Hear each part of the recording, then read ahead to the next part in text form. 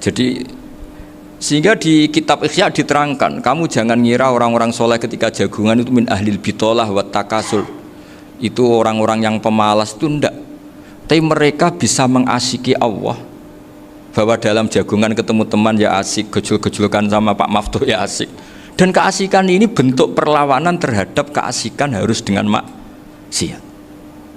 Itu kayak apa kalau kita ngaji sampai seperti itu, termasuk tadi yang diceritakan Pak Maftuh kitab Hunyah. Semoga beliau cerita juga pernah belajar. Saya pernah belajar kitab Hunyah khatam.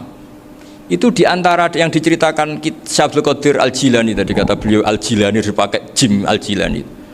Ini agak beda dengan kita. Mbah Zubair itu punya kitab namanya Al-Qalaid Al-Luluyah. Beliau menfatwakan nama-nama ajam itu kamu bebas, ajamiyun fasna bihi masyita. Sehingga kita kalau punya kiai harus mau qolal ustukhri, sehingga mau qolal istukhri. Tirmidzi juga nasibnya sama, qolat rawahut tirmidziyu, sing sitok rawahut turmudziyu, yang satu rawahut tarmidziyu. Ya karena kita keluarganya Tarmidzi apa enggak gitu. Makanya kata Mbah Mun sama masih ingat. Kata cerita Gus Zofur tadi, adabnya Gus Zofur itu cerita tentang keluarga ibunya, padahal keluarga ibunya juga orang-orang soleh yang luar biasa. Itu kata Mbah Mun, kowe roh jenenge Imam Bukhari tahu ya.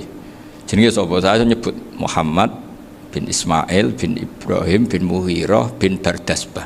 Lah iya Bardasbah mbok waca Bardisbah yo. Lah cara kene mbok Parmin mbok Parlan. Jadi Bardisbah mbok Bardasbah iku cara kene yo Parmin mbok. Iku rak Mbah Fadl Senori dadi kabeh diwaca Arab. Jenenge Mbah Umar Harun. Dhisik yo wong sarang Mbah Harun mbok Kirun yo ora roh, wong dhisik yo wong kuno ya. Jadi kalau versi Mbah Fadl, termasuk yang pertama bikin nasab Mbah Maksum itu tulisannya Mbah Fadl yang dikutip Habib Haidar tadi. Ya saya seperti Gus Zofur juga mencari-cari hubungan ulama-ulama di Jawa. Itu Mbah Mun kalau bicara Mbahku ono sing jenenge Kiai Serut. Kalau ditulisannya Mbah Fadl itu Syaraf. Jadi Mbah Fadl itu fanatik orang-orang alim itu ditulis Arab, kalau Mbah Mun itu Jawa. Dulu tuh ada wali seto di daerah saya. Dulu orang ya janggal, ternyata ada sato itu, kesamaan di Arabnya itu sato. Sehingga kiai-kiai itu ada fanatik Tirmidzi, Turmudi, Tarmidi, Jilani, Jailani, karena ajamiyun fasna bihi masyita. Jadi kalau nama-nama ajam monggo lah baca sekenanya, sementing cuma mungkin tahqiqnya benar Pak Maftuh tadi, memang di Mu'jamul Buldan itu Al-Jilani bikasri jim, ya sudah kita baca Al-Jilani. Sebab itu kayak Pondok Pelosok Lirboyo itu menurut saya bagus. Orang itu maknani betul sama gurunya. Kalau sarang enggak. Kalau Pondok Lirboyo, pondok yang tadi ternyata keluarga Mbah Munawir sini pernah bisanan, yaitu Mbah Zaini pernah nikah sama Nyai Komariah ya kalau nggak salah, punya putra Gus Habib ya, Pak Toha dan sebagainya. Itu betapa hubungan pondok Quran sama pondok kitab dulu itu nggak pernah terputus. Bapak saya setelah hafal Quran itu dulu ngaji Mbah Zubair. Jadi bapak saya sering ngutip mu'en apa, padahal bapak saya itu terkenal tuh, beliau cita-citanya itu saya ingin hafal Quran kayak hafal Fatihah. Beliau itu sampai sepulahnya sekali, karena beliau inginnya hafal Quran kayak hafal Fatihah. Termasuk murid terbaiknya Mbah Dullah bapak saya. Itu ya ngaji kitab. Sehingga kata Mbah Mun, jadi Mbah Munawir de mantu Bali Maksum, itu ya sudah dipenggali dituruti pangeran. Lahirlah seorang Bali Maksum yang membawa. Tadi dulu itu ya Gus Muhammad yang ngaji di Termas, nanti Mbak Arwani sebelum ngaji di sini ngaji di Tebu Ireng. Sehingga Mbak Arwani bisa ngarang kitab. Beliau ngarang kitab tentang Sab'ah, Faidul Barokat namanya. Ya nulisnya ya fasih ya. Saya punya tulisan tangannya Mbak Arwani itu banyak. Saya juga punya tulisan tangannya Mbak Hasyim Asy'ari ketika nyurati buyut saya yang di Damaran itu pakai bahasa Arab. Jadi dulu itu Mbah Ali Maksum juga sama, surat-suratannya dulu sama tokoh-tokoh Muhammadiyah ya bahasa Arab. Nah ini harus kita dengar dari abna, dari bahwa Mbah Maksum kemarin yang diceritakan Gus Zofur di Khol Mbah Maksum, kue kudu belo NU, kudu tetap NU, tapi bukan dengan cara membenci Muhammadiyah. Tadi Pak Maftuh menguatkan sanad itu dari Pak Atabik bahwa Muhammadiyah termasuk ahli sunnah wal jamaah, karena sama-sama tidak sabus sahabat, sama-sama ikromus sahabat, dan sama-sama bermadhab. Nah soal akhirnya ada beberapa yang usrapati seneng ngaji ini yang agak ribet, Tapi kamu tidak usah ngeritik Muhammadiyah agak seneng ngaji, kayaknya juga sama, kita nggak seneng ngaji juga banyak itu. Jadi kalau ngeritiknya masalah itu kan kita ya agak-agak sama. Ya jadi ternyata di sini, terus ini yang terakhir supaya nggak lama-lama, Bali juga punya sisi keras sekali. Jadi dalam hal-hal yang khas, ini di halaman 87 itu keras sekali. Beliau ngendikan, wahal bi jununun hatta usdira amri lil mu'minin alla yazuru rasulahum. Jadi ketika saya tadi sudah bilang bahwa beliau sering muji Ibnu Taimiyah dalam banyak hal, tapi dalam banyak hal juga beliau mengkritik Ibnu Taimiyah ketika menafsirkan la tusaddur rihal illa ila salasati masajid. Kemudian Ibnu Taimiyah tidak mentasrekkan, tidak mensunatkan ziarah kubur Rasulullah SAW. Beliau mengkritik. Dan cara mengkritik adalah ngendikan ulaikal ladzina yuriduna ayyahulu bainahu sallallahu alaihi wasallam wa baina ummatihi fi nakhiyatin. Itu adalah orang-orang yang ingin membuat batas antara Nabi dan umatnya. Saya termasuk terinspirasi makalah Bali ini adalah bagaimana Anda mengkafirkan orang Islam berdasar qala Rasulullah sallallahu alaihi wasallam. Wan nabiyyu asyaddun nasi syafaqatan li ummati. Wan nabiyyu akhrasun nas, orang yang paling serius supaya umatnya ini selamat. Kemudian Anda dengan hadisnya Nabi mentafrik bainahu wa baina ummati berdasar dawuh Kanjeng Nabi. Itu cek mentalani. Makanya saya itu enggak pernah keras di bab ini. Misalnya nyuruh sewu ada santri sarang yang nakal. Itu saya tidak berani komentar karena saya tahu Mbah Mun itu sangat mencintai santrinya meskipun yang nakal. Saya melihat sendiri, bukan jari ada santri yang cara pelaturan pondok itu diboyong karena nakal.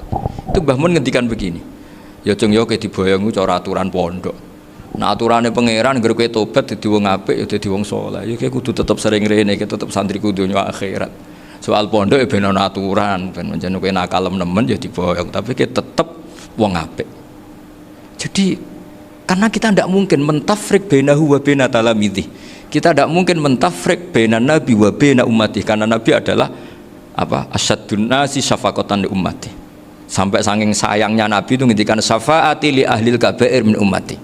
Lho koyo apa baiknya Nabi? Ora melok nakal, ora melok maksiat, tapi melok nanggung swargane.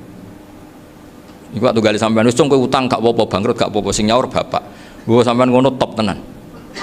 Anake yo ngawur tenan maksudnya itu, tapi top tenan. Lah Nabi ku umate sing dosa iku umate, Nabi sing nyuwun sewu, cara Jawane sing kangelan nyafaati. Karena Nabi gak boleh dipisahkan dengan umatnya. Makanya kata Bali Maksum, ulaikal ladzina yuriduna ayyahulu bainan nabi wa baina ummati. Itu mereka adalah orang yang ingin memisahkan Nabi dengan umatnya. Masa kita ngafirkan umatnya Nabi berdasar dawuh Nabi? Itu kan sama, saya benci santri Anwar berdasar dawuh Mbah Mun, padahal orang tahu semua begitu sayangnya Mbah Mun terhadap santrinya. Sama juga kamu benci santrinya Bali Maksum berdasar dawuh Bali, padahal beliau sangat mencintai santrinya. Nah kultur-kultur seperti ini tidak boleh hilang. Kita punya sanad, punya guru, punya keluarga yang sama. Jadi mbah-mbah saya itu orang Tuban, dekat sama posisi Ibrahim Asmorokonti tadi yang diceritakan. Jadi di kampung saya, kampungnya bapak saya itu ada makomnya Siti Syariah, itu mbak kandungnya Sunan Bonang. Dan bapak dulu sering ngajarin ziarah saya ke Mbak Asari. Mbak Asari itu bin Jumadil Kubro, berarti Mbak Asari itu saudaranya Mbak Ibrahim Asmorokonti, gurunya Sunan Bonang. Jadi Sunan Bonang ke Tuban tuh karena disuruh ngaji sama Mbak Asari, Mudin Asari itu yang di Bejagung itu. Jadi ini semua sanatnya itu jelas, aturannya jelas. Kan Sunan Bonang bin Ampel bin Ibrahim Asmorokonti bin Jumadil Kubro lah, yang Mbak Asari ini adiknya Ibrahim Asmorokonti, makomnya di Bejagung di Tuban. Dulu Sunan Bonang sebelum ngaji kemana-mana ngaji di Bejagung itu di Mbak Asari itu. Terus kemudian Sunan Bonang hidup di Lasem, di Pasujudan di Lasem, makanya Lasem banyak orang alim karena ya dulu Sunan Bonang itu diantara aktivitasnya itu di Pasujudan di Lasem itu. Wafatnya kila di Bonang, kemudian mau dibawa orang Madura ke Madura, terus diambil Mbak Asari. Pernah mbahnya karena Muammar Mbak Asari terus dimakamkan di Bonang. Jadi cara berpikir Mbah Ali ini menginspirasi saya. Kita tidak boleh mengkafirkan umatnya Nabi berdasar dawuh Nabi. Karena apa? Itu yang tidak diinginkan Nabi. Nabi itu inginnya yang di luar tuh masuk, bukan yang sudah di dalam dikeluarkan. Itu kata beliau, ulaikal ladzina yuriduna ayyahulu bainan nabiyyi wa baina ummati. Orang-orang yang tidak mentasrek ziarah pada Nabi adalah orang-orang yang ingin memisahkan Nabi dengan. Dan begitu kias berikutnya, orang-orang yang sidik-sidik muni ini kafir, ini sudah enggak benar, inilah yurja khairuhu, itu orang-orang yang memisahkan. Dan lucunya berdasar dawuh Nabi. Makanya semua kalau sampai ngaji Mizan Kubro, ini kitab yang sering dikutip Bali Maksum, ketika Nabi ngintikan laisa minna man ghasyana, laisa minna man latomal hudud wa syaqqal juyub bada'a bid'awal jahiliyah, laisa minna min tilkal khoslah. Semua ulama mentafsiri laisa minna fi tilkal khoslah, bahwa dalam hal itu Islam tidak bertanggung jawab. Masa menipu berdasar dibolehkan Islam, kan tidak mungkin. Semua perilaku yang salah disebut Nabi laisa minna fi tilkal khoslah, bukan laisa minna fayakunu huwa kafir. Tidak ada satu ulama yang mengatakan laisa minna berarti orang ini kalau menipu sudah kafir. Ketika dosa ya sak dunya kafir kabeh. Siapa enggak pernah menipu? Sekedar pernah. Siapa enggak sering menipu? Bahkan hobi kadang ya rezekinya dari nipu. Lah itu kalau betul maknanya laisa minna terus kafir, semua orang di dunia kafir. Karena siapa sih yang selain Nabi yang enggak, selain Nabi kan nggak mungkin apa maksum. Belum lagi menurut teori usul fikih ada nipu yang wajib, ya kan? Misalnya kita orang baik ketemu orang dolim yang memburu perempuan mau diperkosa terus bersembunyi, yang kita tahu, kita wajib nipu apa wajib jujur? Ketika orang dolim tanya perempuan tadi kemana, wajib nipu apa wajib jujur? Wajib nipu, karena kalau kita jujur berarti memberi peluang orang dolim menemukan buruannya. Jadi betapa alimnya. Dan ketika kitab Mizan Sa'roni dipakai Bali, dipakai Mbah Mun, saya pernah ngaji Mbah Mun, terus kita tahu maknanya laisa minna fi tilkal khoslah. Sehingga kita tidak mengatakan laisa minna dengan terjemahan letterlek tidak termasuk umatku. Kita tidak akan menambahi fa tafriq fayakunu kafiran, tidak akan selamanya. Karena maknanya laisa minna fi tilkal khoslah. Kenapa kita selalu begitu? Karena nggak mungkin kita memisahkan umatnya Nabi dengan Kanjeng Nabi berdasar dawuh Kanjeng Nabi. Karena Nabi adalah berstatus bil mukminina raufur rahim. Ya, terus ini mohon maaf sekali ini yang saya bisa, tapi saya mohon kajian kitab Ahli Sunnah saat tadi sudah matur Gus Afif, Gus Picon ini, supaya kitab ini ditakriri lah, supaya apa ya, lebih apa ya, dan yang nakriri harus santrinya, jangan bebankan saya. Ini santri yang pernah mulai sama-sama. Biasanya kalau orang NU pesantren terus orang usul jenengan mawon. Senengnya lempar-lemparan, itu kata bapak saya, tawaduk itu keliru aja. Tawaduk itu aslinya wong ra tanggung jawab, ben ketok Islami bebo tawaduk aja. Jadi tawaduk itu orang yang sebetulnya agak punya tanggung, ben kesane Islami pura-pura tawaduk. Jadi, tapi saya mohon lah, ini kitab ini bagus sekali. Di antara yang saya senang adalah beliau cerita kalau Imam Syafi'i sering tawassul sama Abi Hanifah. Padahal kalau kita ngaji di kitab-kitab fikih, Abu Hanifah itu kayak tersangka lah di bab ilmu apa? Hadis. Sampai biasa kan di kitab Minhajul Thalibin, walaysa li Abi Hanifah hadisun sahihun. Jadi habis cerita madzhab Malik, madzhab Syafi'i, terus walaysa li Abi Hanifah madzhabun apa hadisun. Wah, kasihan ini. Tapi kalau kamu ngaji Mizan Kubro, Abu Hanifah ini dapat posisi. Karena mesti Mizan Kubro ngendikan farojal amru ila martabatayil mizan. Kemudian dua madzhab ini sama-sama benar, tinggal kamu milih yang musyaddid apa yang mukhaffif. Misal dosis tinggi apa dosis ringan, monggo. Dan itu saya ulang lagi, kitab-kitab yang sering dibaca Bali Maksum, kemudian Mbah Mun, guru-guru kita. Dengan demikian maka benar Gus Sofur tadi, kultur kita, tradisi kita tetap terjaga. Mohon maaf. Assalamualaikum warahmatullahi wabarakatuh.